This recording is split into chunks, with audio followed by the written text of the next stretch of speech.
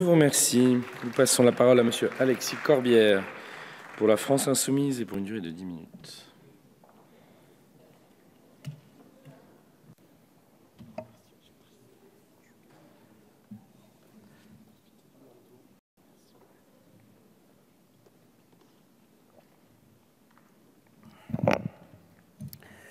Monsieur le ministre, Madame la rapporteure, mes chers collègues, nous sommes là face à un projet de loi qui défend un objectif unanimement partagé et d'un certain point de vue indispensable. Je dis aussi dès le départ, puisque vous êtes impliqué personnellement, Madame Avia, je tiens à répéter solennellement, et n'y voyez pas là une formule de style, que nous serons toujours à vos côtés lorsque vous ou quiconque dans cet hémicycle ou n'importe quel citoyen sera victime du type d'attaque dont vous avez été l'objet. Ce qui a amené tout à l'heure d'ailleurs à ce que ma collègue Danielle Obono, ayant été elle-même souvent victime d'attaques, amène à ce qu'il faut savoir trouver des mots justes, en évitant peut-être, malgré la passion qui nous anime, de blesser, car nous touchons là effectivement à des questions extrêmement sensibles. Il n'empêche, vous dressez donc le diagnostic d'une augmentation de la diffusion de ces contenus dits haineux sur les réseaux sociaux. Il est vrai, trop souvent, pour parler de lui, car c'est le plus connu, Facebook est là où triomphent finalement ceux qui fabriquent des Facebook émissaires. Nous les connaissons. Ce sujet n'est pas aisé à appréhender. Il y a une sensibilité extrême des enjeux qu'il porte. C'est un exercice d'équilibriste, nous a dit à juste raison Monsieur le ministre, qui met en balance différentes libertés fondamentales qui constituent la base de nos grandes libertés républicaines. Un exercice qui se doit concilier la liberté d'expression, la place du juge et la nécessaire protection contre les discours de propagation de haine et différents discours xénophobes. J'irai à l'essentiel. Nous avons un désaccord profond avec les solutions et les moyens que vous proposez. En plus d'aller à l'encontre des valeurs démocratiques fondamentales, nous semble-t-il, de notre République, vos solutions, disons-le tout net, seront inefficaces pour combattre ce phénomène. Par ce projet, vous entendez en fait confier aux plateformes en ligne de nouvelles responsabilités. En ce sens, le cœur de votre texte est d'un certain point de vue fidèle à une philosophie générale qui guide vos actions et vos lois. Moins de contrôle public et plus de confusion entre ce qui relève de l'expression de l'intérêt général et de la défense des intérêts privés. Les entreprises du web seront dans l'obligation de retirer des propos, images ou vidéos manifestement haineux. Et il s'agit ni plus ni moins d'une privatisation des contrôles par la sous-traitance de la justice par des grands opérateurs privés. J'entends ici Google, Facebook, Amazon et bien d'autres plateformes d'entreprise, à l'instar de l'économie que vous défendez. Il s'agit de faire place à la main invisible du marché qui aurait donc des missions de régulation d'Internet. Ne laissons pas ces plateformes, en vérité, influer toujours plus sur le fonctionnement de notre démocratie. Soyons lucides. Quelle ironie à ce qu'un réseau, j'évoquais ici Facebook, qui est né précisément de la volonté d'une discrimination sexiste. Qui dira ici qu'en 2003, lorsque Mark Zuckerberg a créé Facebook, il s'agissait d'un classement entre les filles de son université, qu'il fallait, selon qu'on allait sur le site, choisir entre le fait qu'elles étaient hot ou not. C'est d'abord par une discrimination et la volonté d'un geek de régler ses problèmes manifestement personnels qu'est né ce réseau social. Quelle ironie à ce que ce soit désormais aux mêmes personnes qu'il s'agirait de décider du contenu qui peuvent être mis sur les réseaux sociaux. Ça n'est pas privé de décider de cela. Supprimer un propos, aussi violent soit-il, disons-le clairement, est un acte particulièrement radical.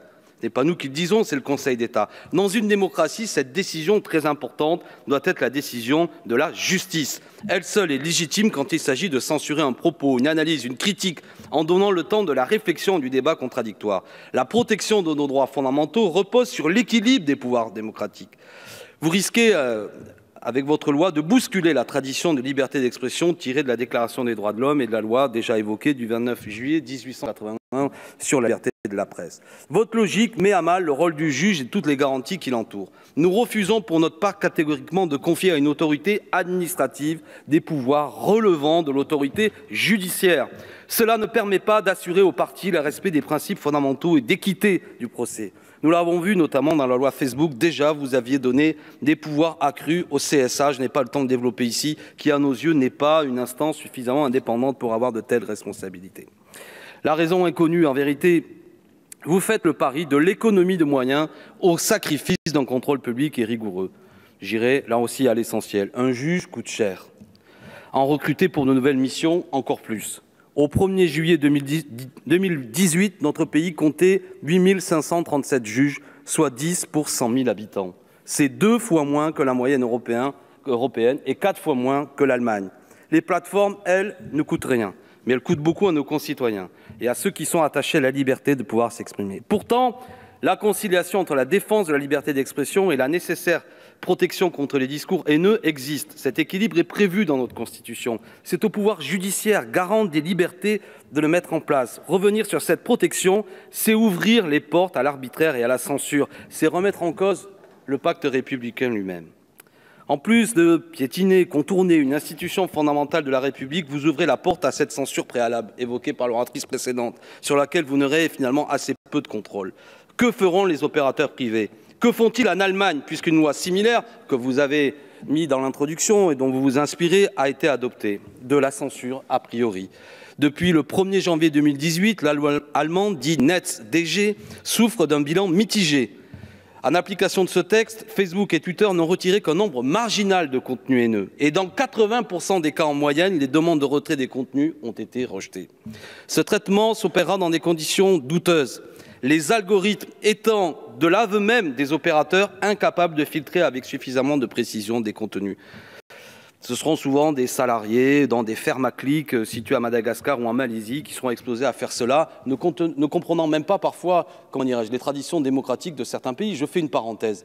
Nous avons en France une tradition d'anticléricalisme et de critique des religions qui, selon moi, doit être maintenue, dans le respect évidemment après de la liberté de la loi, mais qui est totalement inenvisageable dans d'autres pays. On voit bien qu'on touche là à des choses extrêmement sensibles qui risquent d'être mis entre les mains de beaucoup de gens, finalement balayés en considérant qu'il y a plutôt une censure a priori bien difficile à justifier. La multiplication des motifs de blocage est en outre une incitation au surblocage, et cette incitation au surblocage offre des multiplications de possibilités de censure par les plateformes privées. Je pose la question, quels propos seront concernés? Ces zones grises qu'on évoquait tout à l'heure. Les violences policières seront-elles considérées comme des contenus haineux et interdits de diffusion? C'est des questions lourdes. Sous prétexte d'éviter les amendes, les plateformes interdiront-elles, par exemple, la publication de manifestations ou de témoignages de gilets jaunes, comme on l'a vu récemment? S'ajoute à cela également le phénomène amplificateur de ces algorithmes utilisés par les plateformes pour diffuser des contenus pertinents. La CNIL elle-même dit, je la cite, « Tout algorithme est en un sens biaisé dans la mesure où il est toujours un reflet d'un système de valeurs et de choix de société ». Derrière l'objectivité et la neutralité de ces algorithmes se cachent en réalité des opinions et des intérêts subjectifs de personnes les créant et les utilisant.